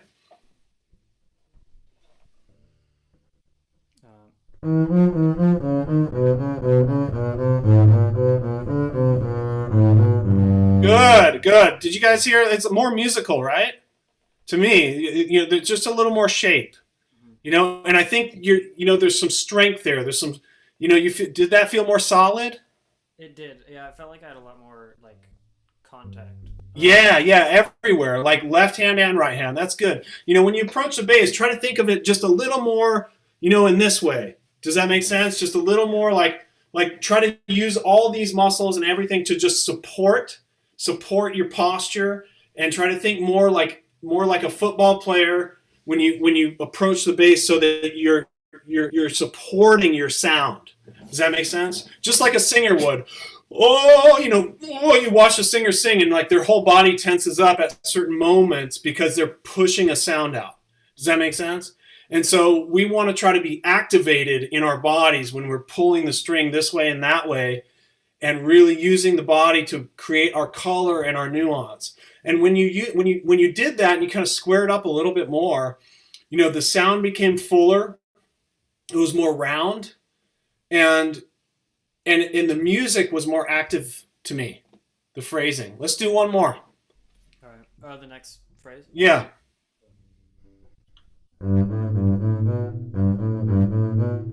Okay. No, same thing. You got to da dee da da dum. Let it go. Right. Okay, let's stop. Good. Very good. Square up a little bit more. It's really good.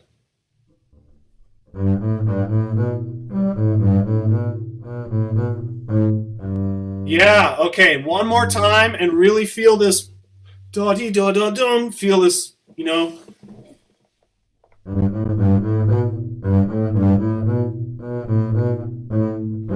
Good. I mean, even if you're in a piano dynamic, you still have to support in the body.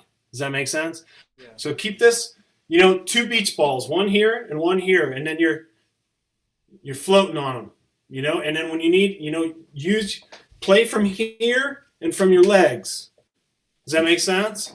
Yeah. Don't keep this just stagnant and like this and play from your arms only. You need a lot more support to your sound. Good? And I'm not saying you're doing that, but I'm just saying look out for that, Make sure that you're standing tall, shooting your energy out this way and standing nice and solid and getting that string to move, And it's really great. The sound that you're producing, even from the first get-go, in general, your sound is great. A little bit some intonation stuff, but when you sing through it, that improves greatly pretty quickly. So the more you practice doing that, the more your intonation is going to clear up. And then just try to stay nice and wide on the bass. Keep yourself big. Yeah, and that's going to help. It's great. Yeah, you have any questions about any of that? No, that Okay. cool. It feels cool. Okay, great. Nice work. Thank you. I'm gonna be playing Great. Thank you, Bootsy Zach. Concerto in F major. All right. All right, and then we've got Will Bender.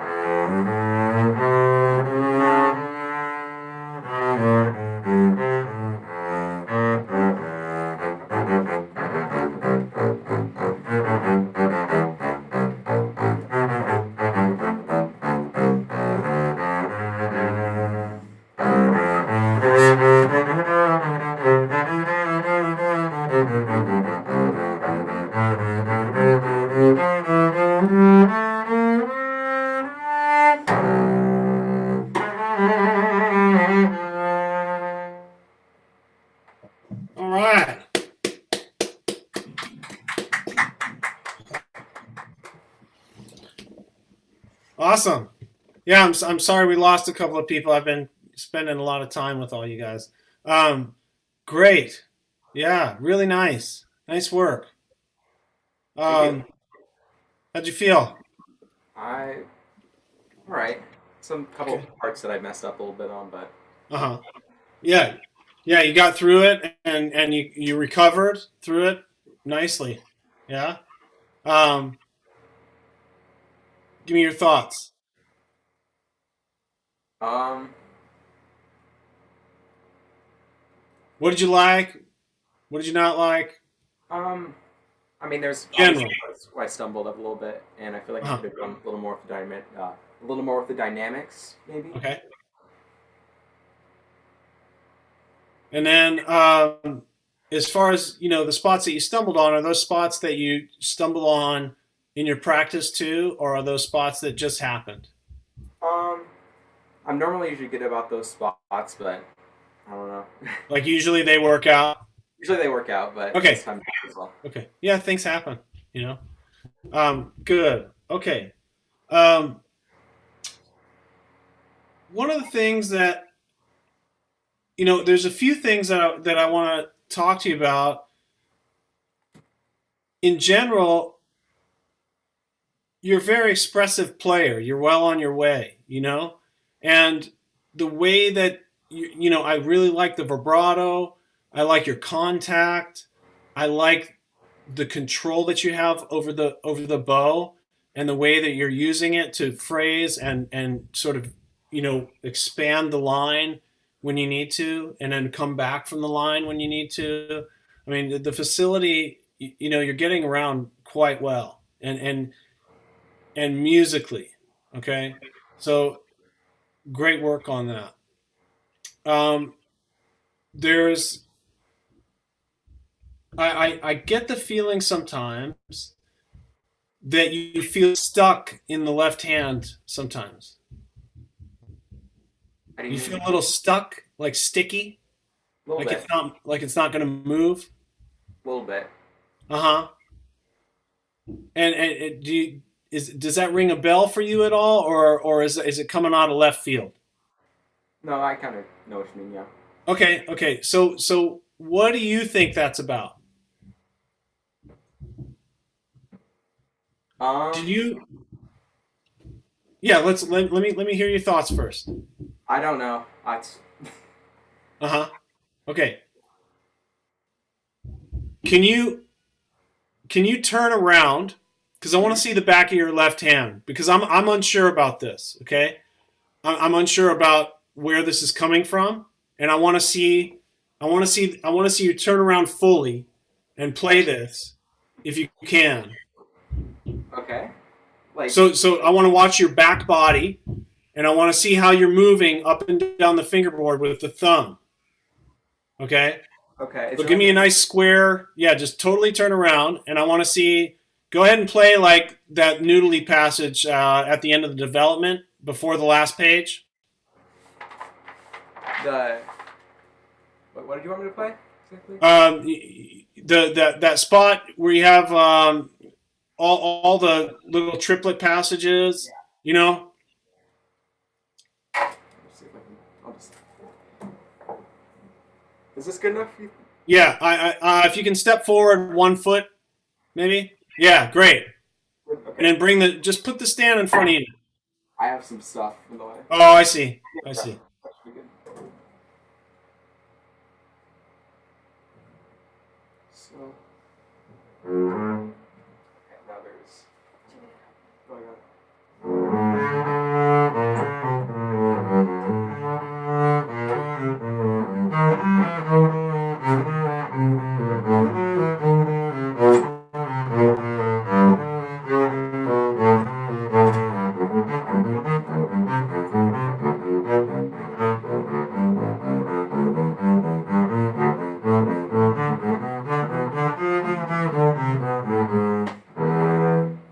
Okay. Now you can turn around. Thanks. Okay. How do you? It's a little hard over the computer. Do you feel? Are you? I feel like everything's good, but I do feel like maybe do you feel like you're having to squeeze the fingerboard? Are you squeezing the neck? I do that a little bit, yeah. Okay, that's what's causing that lag and that stickiness. Mm-hmm. Okay, so if you can feel like you can hang, you want to hang off the fingerboard. So put your first finger down and keep your thumb off of there for pull your thumb up and just feel like stick your first finger down and then just hang off of it like you're hanging off a tree branch. Put your finger on the A natural. There you go. Now totally let your arm weight go into your first finger without squeezing. Pull your thumb off. Right. You're still like holding this way. I want to see you just hang like this. Like just be totally like a wet noodle on the end of your finger. Right. You're still holding your arm up. Yeah. So it's almost like, just use your finger as like a hook. Like if you have a hook in your ceiling and you want to just like rest your body weight on it and just like chill. Yeah. Okay. Yeah. So just like that. Right. Okay. So here I'm gonna make this a little bit easier on you. Okay, because the bass is pretty vertical right now. Bear with me. Okay, I can tell you're like, I don't know what he's saying. Okay, trust me. Do you have a chair there? I do have a chair. Okay, sit in the chair with the bass. It's not very tall, so I have to move my end pin back. Oh, don't. It's very tall. I know. Well, go ahead and just lay the bass on you. It doesn't matter. It's going to be, I'm not going to ask you to play. All right. So kick the bass out to where it's almost more horizontal. Good. Now, drop your elbow and hang off the neck with your arm. Use your body to hold the bass so that the bass rests against you, and just let your arm naturally pull the bass into your chest. There. You feel that? Kind of, but it's very... Yeah, it's a little funky, but like hold the bass with your right hand at the fingerboard if you need to, just to keep it in place. But I want you to feel this. Okay, you feel that hang? Okay, let go of your thumb. Okay, and then just let it drop, right? Now vibrate. Okay, that's the feeling that you need more in your playing. Okay. Okay, you feel that hanging? Right. And so now slowly, as you do that, slowly pick up the bass, keep vibrating, and slowly pick up the bass and see if you can continue that feeling. Use your whole body, to slowly stand up. Good, don't squeeze, just hang. Yeah, let go of your shoulder muscle. There you go. Right. So you need to learn how to hang on the fingerboard a little bit more. So that you don't need to be squeezing all the time and putting weight in there. Okay. Right? So what we want to do is just hang there so that the weight is just there and the fingers support the arm weight, not the arm and the shoulder squeezing the fingers into the fingerboard. Okay. So the fingers hang, and the fingers are what hooks, your finger hooks the string onto the fingerboard by your arm weight. Does that make sense? Yeah. Okay, now do you understand where I'm going with this? Yeah. Okay, so when you do that, it requires much less effort to move around the bass, and you're going to be able to play a lot faster, and you're going to be able to be a lot more nimble. Does that make sense? Yeah. Because you're not having to squeeze all the notes out. Right? Yeah. Okay. So that's the only thing. I mean, and some things in the right hand, sometimes you overextend in the wrist, and you don't really need to. So watch out for moving for overly flexing here. You don't need all this. You only need about this much, right? Up bow here, you need this, but then coming this way, you don't want to extend really past parallel. If you're a violinist, the bows are really long, so you kind of need to a little bit. Now, when you're at the tip, if you need to extend just a little bit, that's okay. But watch out for this kind of playing, right? Because it there's instances where I saw it sort of reflect in some sounds that were less than what you could do. Does that make sense? Yeah. So yeah, here this way up bow, it's okay. This way, allow the back to move the arm. So what we want to do, when we play the bass, play from here and let everything extend from here. So it's like when you throw a baseball, right? You're gonna throw it like this. What's the first thing to move when you throw a baseball? Before the ball releases, what's the first thing you do when you throw a ball or anything? You're a pitcher. What are you gonna do? Like you're kind of moving your body to like, I don't. What am I doing? You're like moving your body forward to. What's the first thing I do? Lean. What do I do? I move my foot. Ah. Right? Yeah. Okay, now, if I'm a martial artist, what's the first thing I do? I move my foot. I load my hips. I load the rubber band, and I let it go. It's the same thing with playing the bass. So when you draw the string, the first thing to move needs to be down here. You move, you torque it, and then everything else follows after. So think about when you throw something, the last thing to move is what? Your fingers. Yeah, this is the last thing to move, not the first thing to move, right? So I want you to think about some of that stuff in your playing because you're doing so well. There's just a couple of little things that could be adjusted that would really, really help you kind of ground and just have everything feel just a little more comfortable and nimble. Does that make sense? Yeah. Okay, musically, I think you're you're right on track with this piece. Of course, you can push it more. You can push the dynamics more, you can push the colors more, you can float the bow more in the piano sections. Does that make sense? So there's a lot more that you can do still with this, but you're sounding great. And so the reason why I bring some of these things up is just because you're already sounding really, really great, and you can just expand on this, Musically, you have a real innate understanding of what to do musically. You're really singing through the instrument, and you can just explore and try to push that more and more, Yeah, so what I would leave you with is try to address this and try to really do some exercises. Da da dee da da da dee dee da da da dee da da. And vibrate through them, right? Because if we squeeze, the vibrato tends to tighten and get weird too. And I could tell here and there in your vibrato, you're kind of battling that just a little bit. Do you feel that in your playing? It's because you're squeezing, man.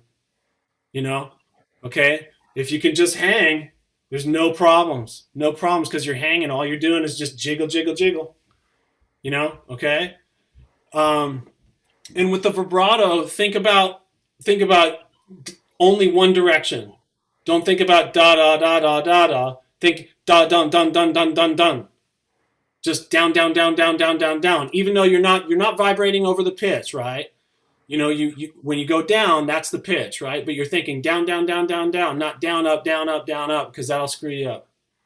That way you're only going one way, so you're just pulsating down down down down down down. It'll free up the vibrato. Okay. Yeah. Okay. Cool. So hang, don't overextend. Try not to overextend. Try to keep yourself in line to where when you extend, this is a straight line rather than broken. Okay? Lead with the back, don't lead with the hand. Okay? So when bum bee bum bee ba ba ba bee da ba, I'm over exaggerating my movements. But you see what I'm talking about, right? Yes. Instead of dum dum dum dee dee da dee da da with the hand, right? Because if you just play with the hand, there's nothing in back of it. Right? There's no, you're leading with the hand, not the body. Right? And so you can only take the sound so far that way. If you're playing with the body, you can play way, way bigger. Does that make sense? You have a way bigger dynamic range. If you're using the body to move the string, you can produce way more sound. Does that make sense? Yeah, it makes sense. Okay, cool. Okay, I'll leave you with those thoughts, okay? Okay. Sounds great. And, you know, I only address those things because, I mean, it's so great already that's just really going to, if you think about these things and you kind of tool around with them, try to come up with some ways to integrate them, I mean, it'll expand your playing hugely from where you already are.